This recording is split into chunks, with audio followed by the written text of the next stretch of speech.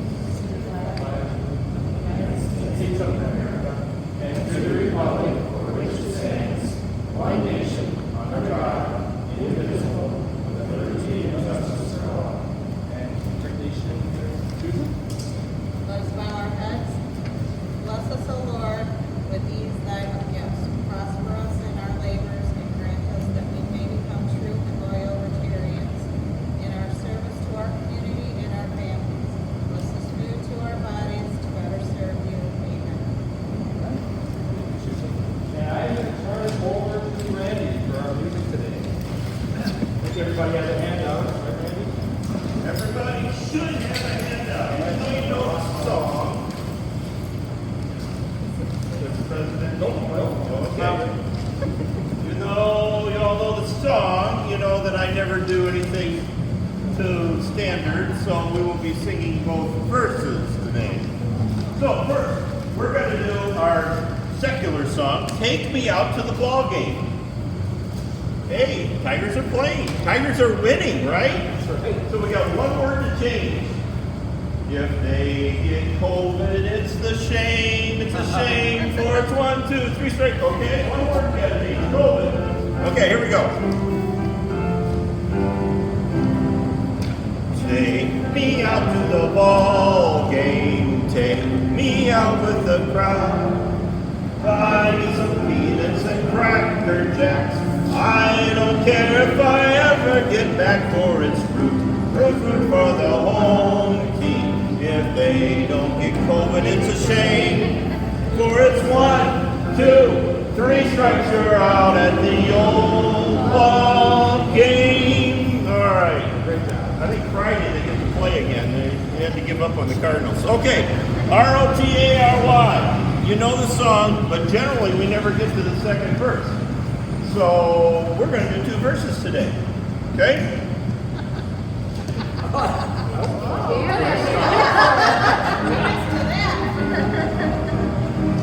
R-O-T-A-R-Y, that spells Rotary. R-O-T-A-R-Y is known on land and sea. From north to south, from east to west, he profits most who serves the best. R-O-T-A-R-Y, that spells Rotary. Second verse. R-O-T-A-R-Y, that spells Rotary. R-O-T-A-R-Y is one great family, where friendship finds for everyone, where each tries his best to give. R-O-T-A-R-Y, that spells Rotary.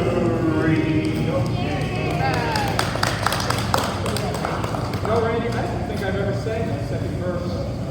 I've been here anyway. They changed the words from the old book. I got the green for it. Okay. It used to rhyme. It doesn't rhyme anymore. It must have been something gender specific or something. All right, I know we have a couple guests today. I'll go ahead and introduce Caitlin Berard, who's a membership director at the Chamber. And Caitlin has submitted an application for Rotary, so hopefully she'll not be a guest. So welcome again. Thank you. And John, do you want to introduce your guest? My pleasure.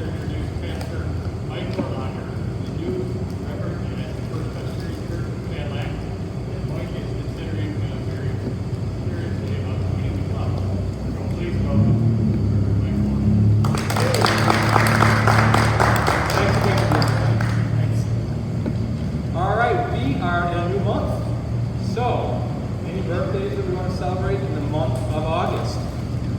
Come on up. I don't really want to celebrate. Well, but you have to be right here. Come on, somebody else has to have been born in August. Okay. Happy birthday to you. Happy birthday to you. Happy birthday, dear Ryan.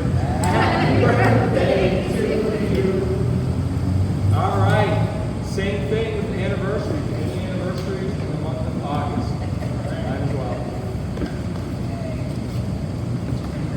Congratulations to you. Congratulations to you. Congratulations, dear Ryan. Congratulations to you. All right. So, brag for bucks. Does anybody want to brag today? Any great things happening that you want to share with the club? Brags today.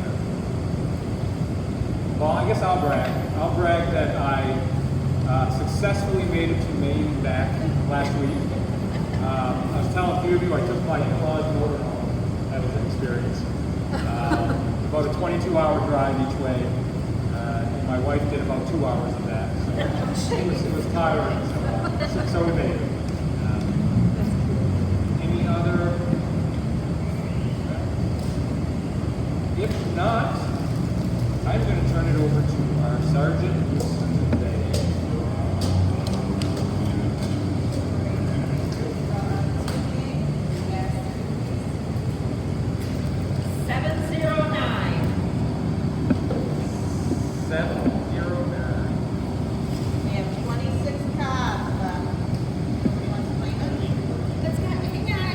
Got me Doreen right in front of me, and I have 710.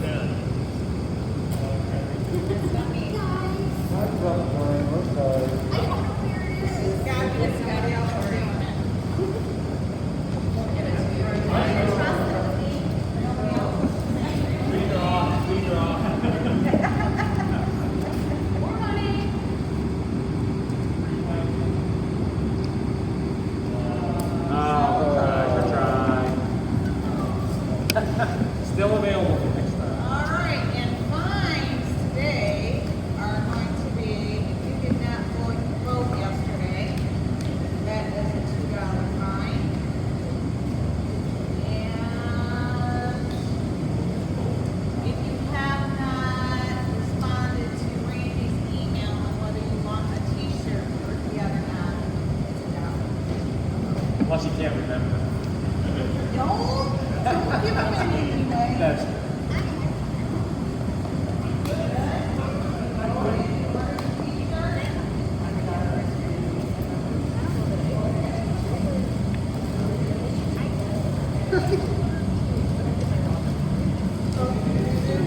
All these people, they must have voted and ordered their t-shirt. I mean, on Wednesday. You don't pay, yes, sir. yes. Yeah, I will get you there. All right. Thank you, Susan. Okay, Rotary announcements. I know there's a couple. Randy, you want to do something on the bike ride? Bike?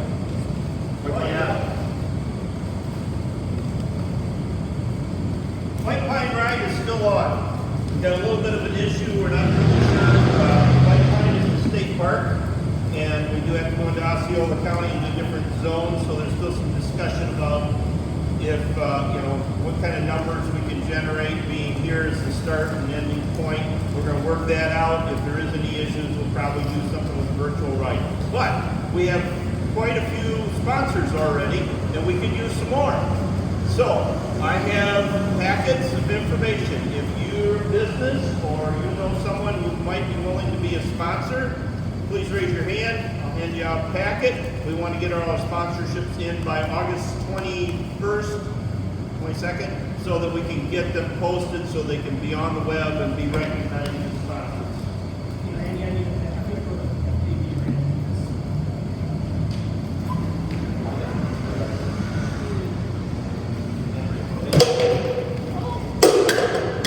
Get some more. All right. All right. right. If you need more, let me know, okay? All right, thank you, Randy. Bob, did you want to do an announcement on the basket? Yeah, I don't know if the general club membership knows, but Rotary Charities approved ordering 1,000 masks for Cadillac Area Public Schools. And I think we have a very, very good design. They're dark blue, they have the Viking all over them, and they say Cadillac Vikings on it. A little tiny rotary thing on the back, so we didn't go hog wild with our recognition, but they were ordered a week ago last Friday, and I'm sure the company's very, very busy, but I'm going to try to prod them along a little bit so we get something here before the middle of August. So. Great. Thank you, Bob. Glad we could do that. I'm sure they're really excited about this. We need to make it easier. All right. Any other Rotary announcements? I have a couple of just want to give an update on the meetings. We're going to continue. I know the governor has some executive orders about meeting indoors and that type of thing, but this is obviously considered an outdoor market. So we are going to continue with every other week here at the market until things change. If they change, of course, we'll make decisions as we find out more. We are not also having a Zoom option. We've tried that a couple times, and the quality, visual, and audio is just poor. So you can see Mike is still recording. We are actually recording this meeting. I'm going to put it up on YouTube so that those who missed the meeting can watch it at a later time. So hoping that the quality will increase. We'll give that a try. Susan mentioned the shirts. Again, if you want to be ordering, hopefully by next week or so. I'm going to send to the club. I know some of you weren't sure if you ordered them or if you did multiple times. So I'm going to send something out today or tomorrow of who ordered so that you know that you did. Again, we'd like to have those shirts so we can wear them for our service days, but also anytime we're Rotarian volunteers anywhere, just to advertise what we usually are. So I'll send that back out.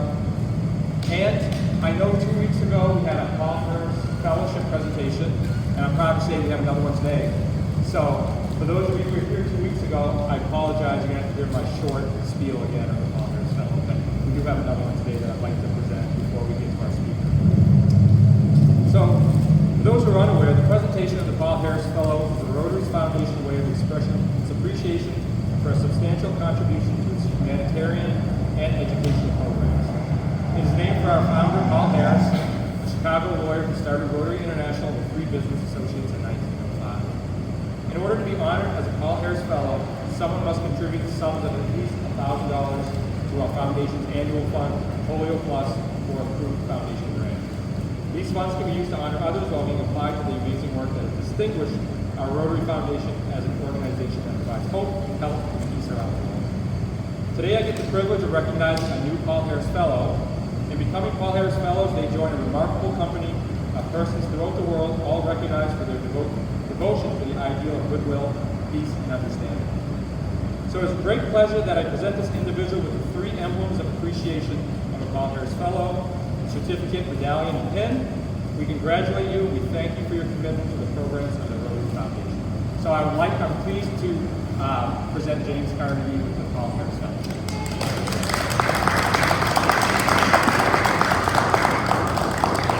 James, I would shake your hand, but probably shouldn't. So those of you, and thanks for your support for Rotary and the Rotary Foundation. Oh, you want me in there? Yeah, that's good.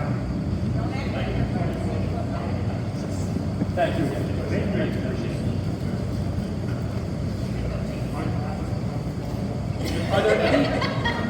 Are there any, we did Rotary have any community announcements that we want to share?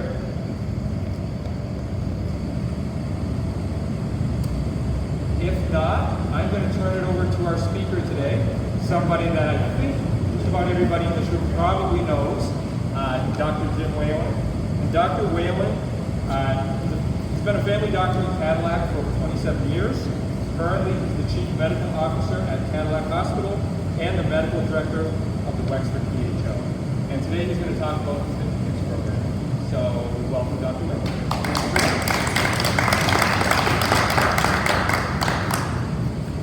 So, thank you everybody for having me. I actually am going to be back in 2 weeks to give an update on coronavirus for the community and for how our community is managing with with that.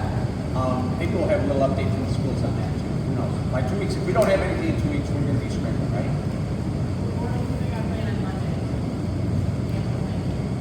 Well, I know you have a plan. It's which plan, right? But today I get the pleasure of talking about a program that we supported through the Physician Hospital Organization, the PHO, with the YMCA and the Hospital Community Services Program to bring a program to Cadillac called Fit Kids 360. So Fit Kids 360 started in Grand Rapids. It was funded by a statewide grant to increase physical activity and educate kids on healthy diet in the Grand Rapids area. But part of the grant was that they had to expand across the state. And so they had started just locally in smaller communities around Grand Rapids, but through a connection we're able to bring the program to Traverse City. And Munson supported that. And then from Munson in Traverse City, we were able to bring it to Cadillac. So this is funded by a grant. So, and the PHO helped cover any expenses that weren't covered by the grant. And what the program is really 8 weeks, right, Mike? 8 weeks of programming once a week for the kids to come to the Y. And over the course of 2 hours, they had an educational session on diet or exercise or something. They had some physical activity time led by Y staff. And they had worked with a care manager or a social worker to really kind of address some of the challenges that come with being a child who needs to work on their health. The kids are referred into the program by the local pediatricians or family doctors. And there are some criteria, certain BMI they have to be above. There's data collected. It is part of a grant, and so it's also data is collected for effectiveness study.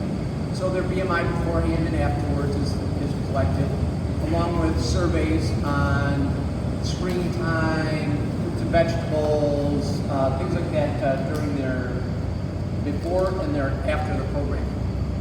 So it's really very rewarding. Based on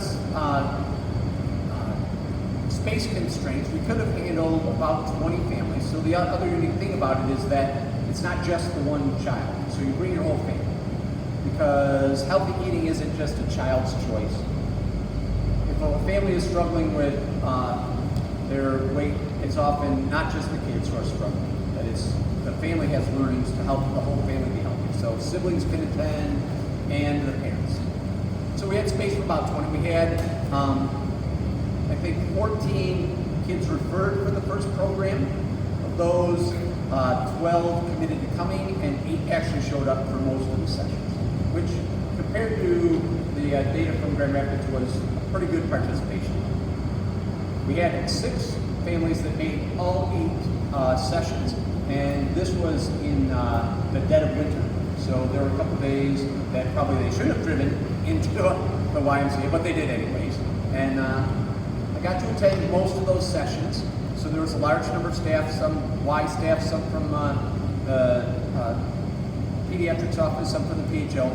It was super rewarding. I mean, and it wasn't hard to engage the kids. Well, it was hard actually to engage the kids at first, but every one of them kind of got in the spirit of it and took it seriously.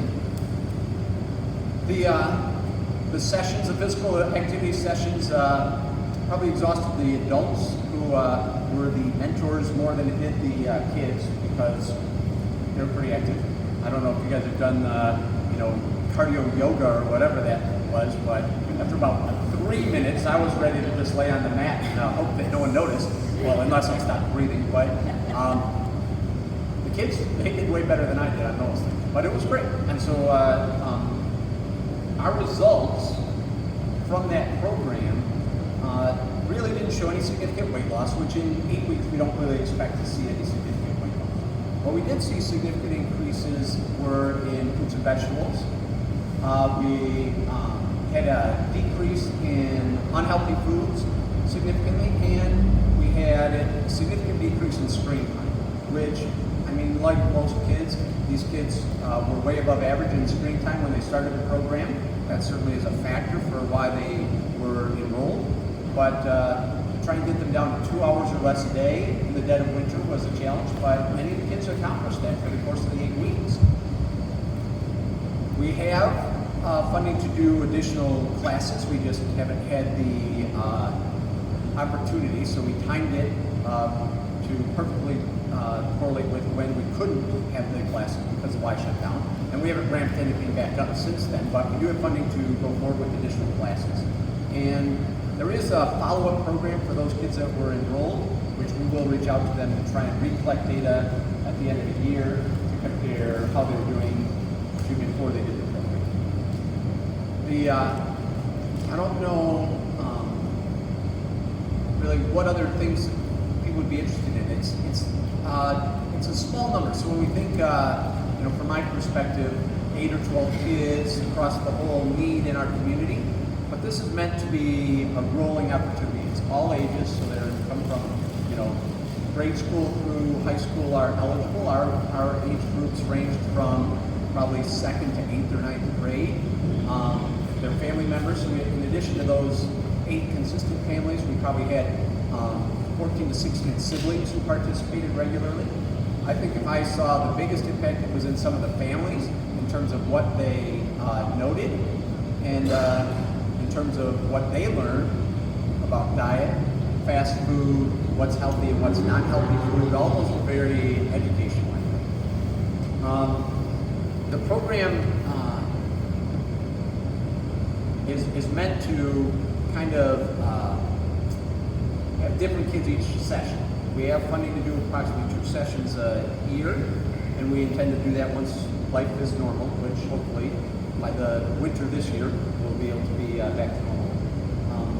But the goal is, to make kind of that incremental but also generational impact, where whole families change the way they look at food and physical activity and healthy behaviors, and that will hopefully change generations, not just a few kids, where a lot of interactions are just aimed at a few kids.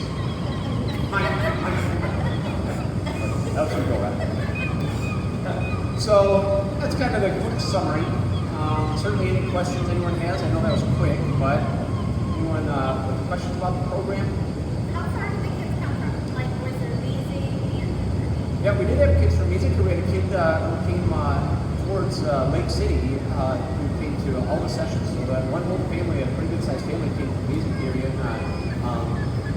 a family towards Lake City. So the Y was a great central location. I mean, it would be easy off the exit, expressway and everything. It's a great location. So we want to certainly keep taking advantage of that if we can.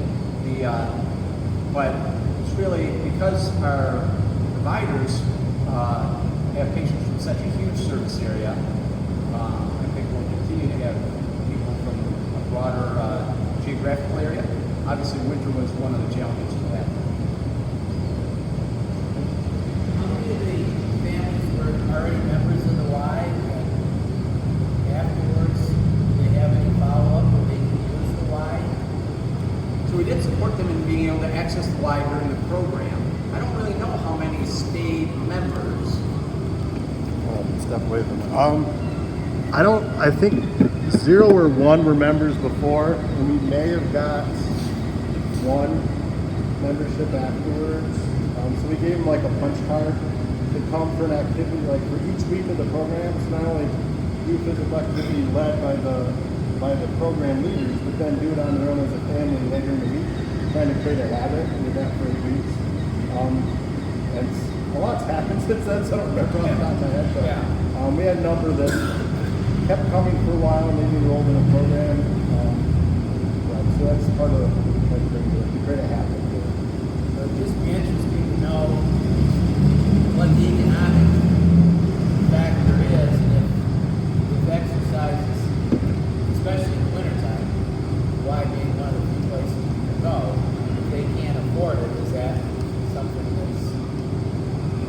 Well, the Y has great sliding scale access for people. So a lot of it is knowledge and knowing that might be available and when.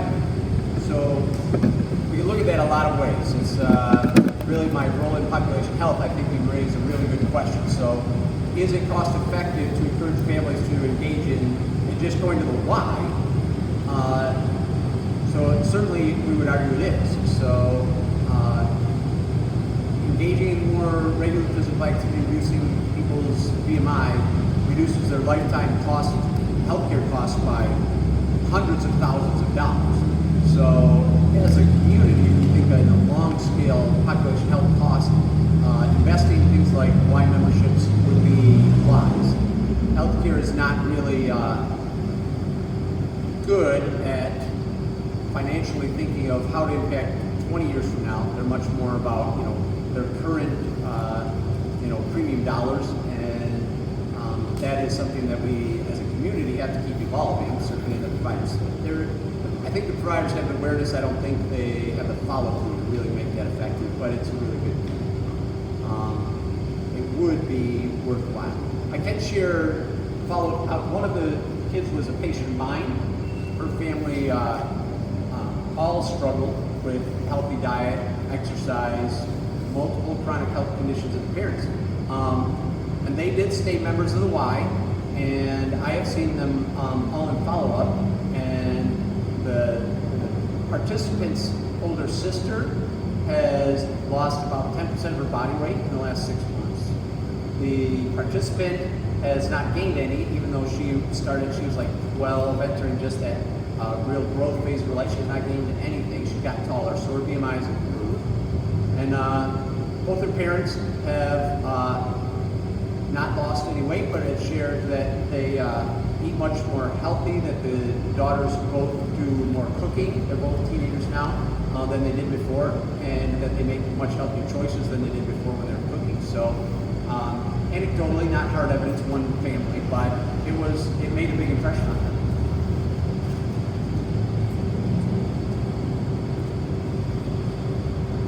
Any other questions? I bet I have more questions with the COVID. I'm sure you will. Thank you. Dr. Well, thank you so much for My presenting. pleasure.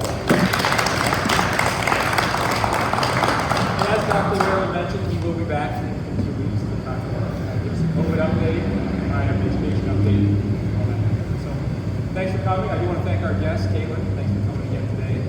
Mike, thanks for being with us today. I do want to thank Mike here as well for recording the study, so I appreciate that. Our next meeting, like I said, is in 2 weeks, August 19th, right here from 12 to 1. And so I hope you can make it. Don't forget to order a t-shirt. If you want one, I'll send that out. And we'll end by singing some hymns. Smile. We'll smile with you, sing a song. Don't be weary, just be cheery all day long. Whenever your trials and troubles and your cares seem to be more than